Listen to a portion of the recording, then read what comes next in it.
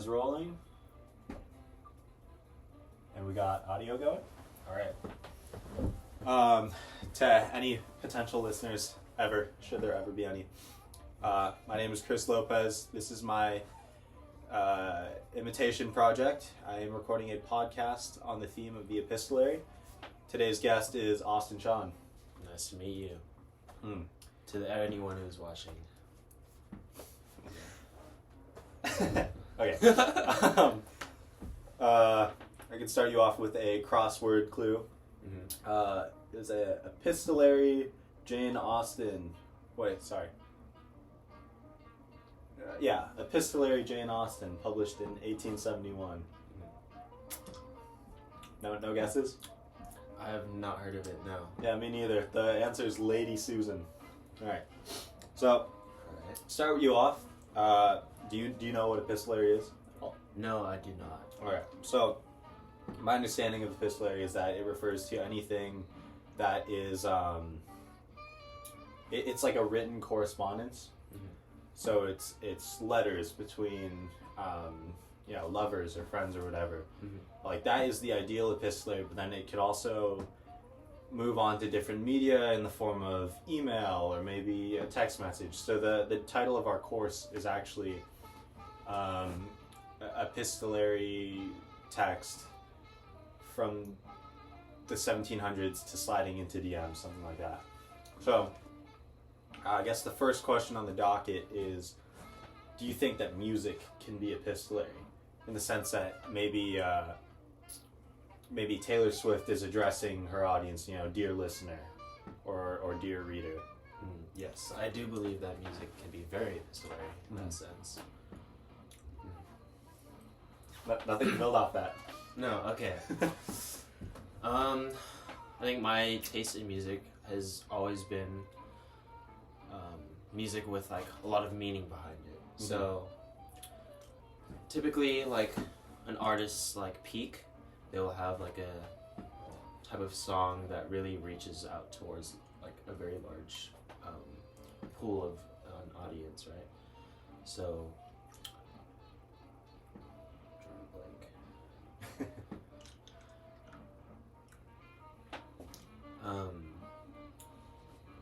For whatever it means, I do agree. I believe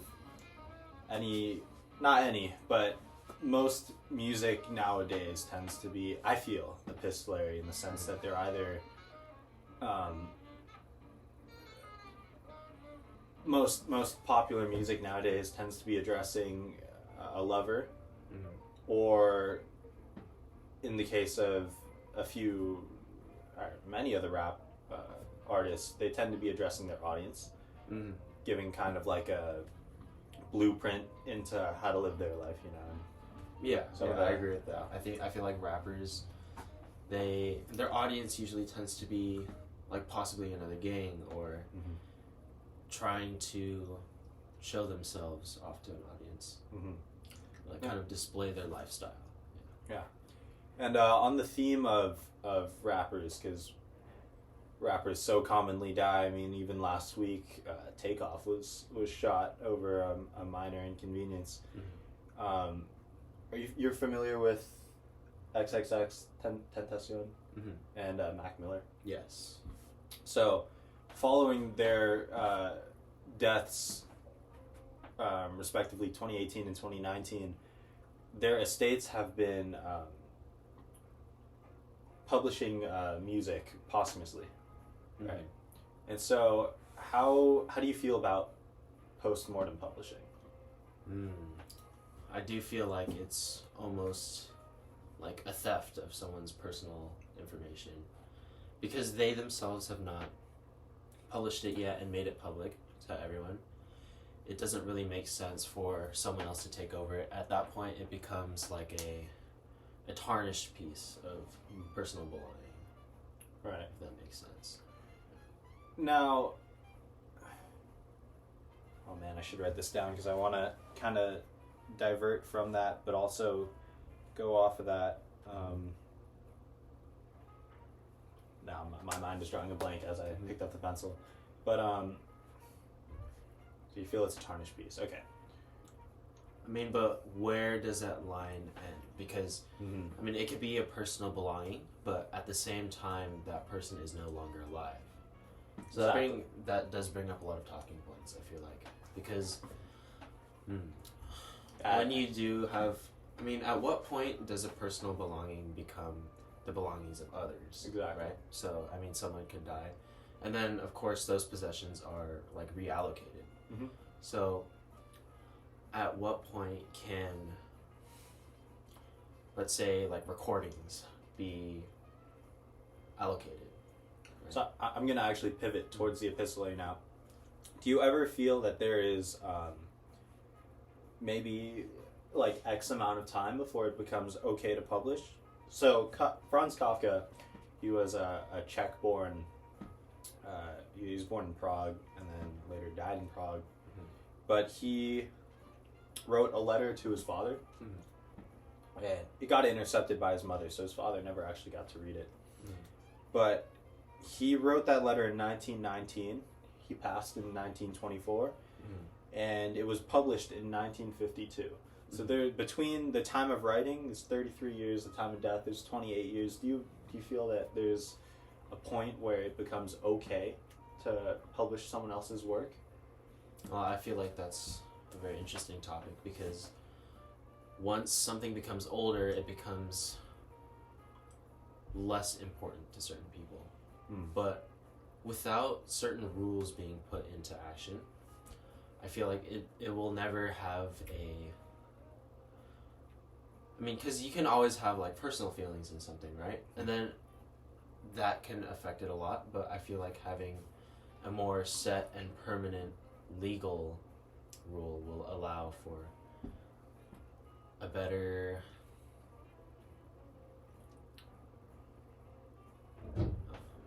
like, supervision of the idea. So I'm gonna pick apart something you said. You said that over time some things become less important to people. So in Kafka's case, he died, right? He died without his father ever getting to know how his father's name was Herman. So he died without Herman getting to know how Franz Kafka felt. In that case, who does the text become unimportant to? Because it can't be Kafka. Kafka's gone. Yeah. And who gets to deem the importance of a lost one's belongings? Yeah, that is a very interesting point. I do feel like I feel like there should be a respect for that person who passed, but without that person being there, how exactly do you regulate it? And I'm not actually sure how that could happen.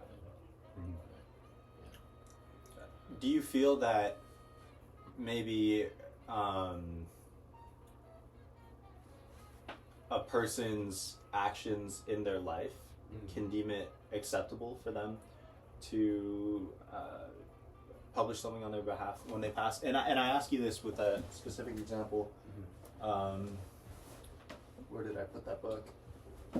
So we actually read in class an email correspondence between two lovers. It's I'm Very Into You, by Kathy Acker and Mackenzie Wark, both of which were authors in the 90s. So the correspondence is between 1995 and 96.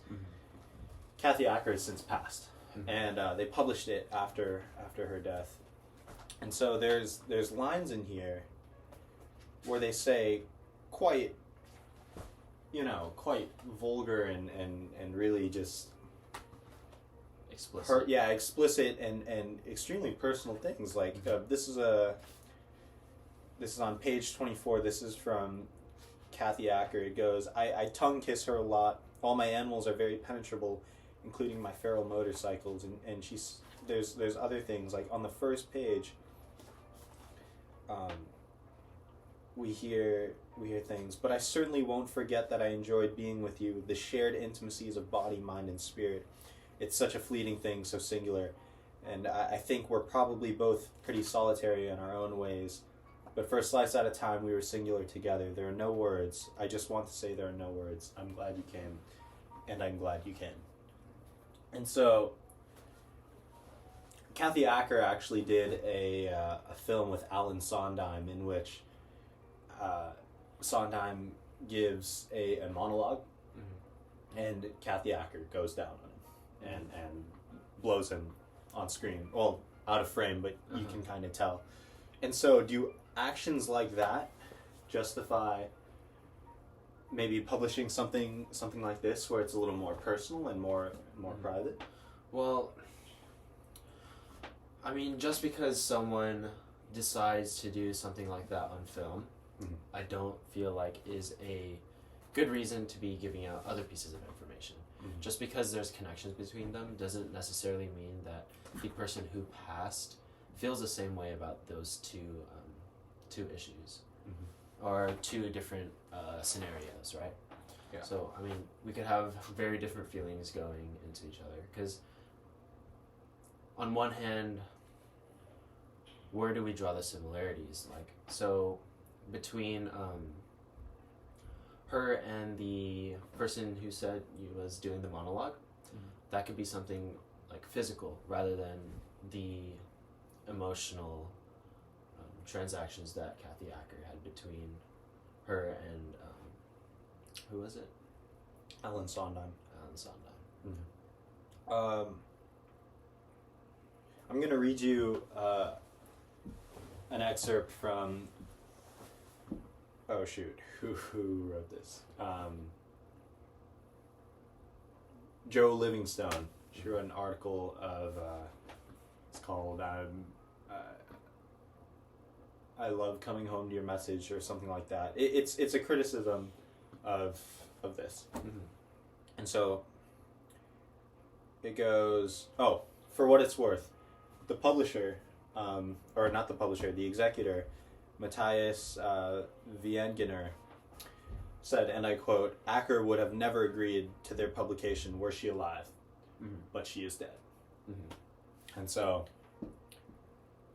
unfortunately for her, as someone who knew her, as assumingly Matthias did, they'll never get to know, or well, I guess it went behind her back.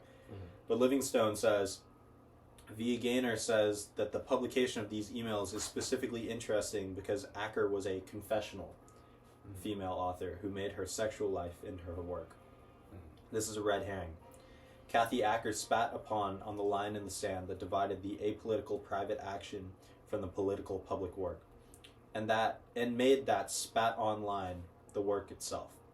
But this habit does not constitute a feminist pretext for mining her private correspondence. Perhaps Acker should have seen it coming if she was so smart. People have always liked to nose around in other people's love letters. Think of Vita Sackville West's outrageously gorgeous letters to the Violet Trephysis, or James Joyce's frantic notes to Nora. Nobody wants their dirty laundry aired while they're alive, but it isn't exactly unprecedented for it to get stuck in a book once everybody's safely dead. We like to root around in the most salacious private letters that scholarship can unearth. So would email ever have been thought to be off limits? And this, for the time, and probably one of the only, this is entirely email. And so it's laid out like you can see every email. I see. Yeah. So yeah, how do you feel about what I just read you? Livingstone kind of says maybe you should have seen it coming. Yeah. Well, it's one thing to see it coming, and then it's also, you never know when you're gonna die. You never know when you're gonna pass away. Perhaps, although she does make confessional things, maybe she comes to terms with it before she publishes it. So, having something that maybe she possibly had not come to terms with, in the sense that she's okay with having it publicized out to the public, it could potentially be a breach into a part of her life that she didn't want to have let out to everyone, right? Because obviously we have access to this book. Mm. If she were alive, and she had been alive for a while now, it's possible that this could not even be out right now. So, I do feel like there is a certain boundary that has been passed with this circumstance. I'm trying to pivot back to Kafka. Honestly, I just want to read what he wrote, because what he wrote is so incredibly intimate and personal. But I fall in love too easily, Chippy. In Kafka's case, his letters had an intended audience that was just never reached. It was intercepted, and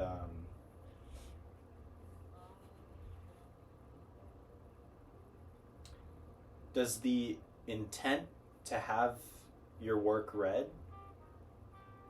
change anything? Like, that was a really broad question. Let me rephrase. Kafka wanted his father to read his letter, and he never got that chance. Yeah. I don't know where I'm trying to go with that, but I guess, does it sort of make it okay? Well, I think the question you're trying to ask is, does the audience targeted have a certain effect on whether something should be published or not? Yeah. I think regardless of audience, I feel as if it still is someone's personal belongings, right? So this can either be like maybe we could call it like a personal belonging. It's like a part of someone's memory, right? That they laid out onto a piece of paper. And just because it's been put into physical form doesn't necessarily mean that, just like the rest of their belongings, it could be just thrown out or used as something to publicize. So in Kafka's case, where that letter was intercepted, I feel as if that a certain level of theft happened, because he obviously did have an audience, and there could have been something extremely important to him personally that was in that letter. Yeah. So I feel like this all goes down to like almost as theft or stealing of a person's personal like emotions, right? Yeah. I agree. Yeah. It's a lot of gray area, but for the most part, I would not want my emails or text messages or my correspondences aired out. But at a certain point, are you ever depriving the world of the next great? Yeah. Then possibly there's like maybe a great scientist whose notes have just not been looked into fully, and then potentially there are like technological advances that we have not been able to make because of this crucial piece of detail that has not been publicized. So although those still could potentially make the world better, I feel like there is a certain moral perspective to this, where it is someone's personal thoughts, it's their belongings, it's something that they kept in their brain. And although it was, again, turned into physical form, it doesn't make sense to just publish it knowing that the world could be better, right? Because there are possibly like intentions that the person had behind it. I don't feel like as soon as someone dies, their opinion doesn't matter anymore. I feel like their opinion should still matter. And to just completely disregard that after someone passes is in some way a moral irresponsibility. I think that is a good place to end it off. Yeah, dear reader, or dear listener rather, should you ever listen to this, think about that, maybe respond. Thank you. That is guest Austin Sean on tonight's podcast. Thank you very much.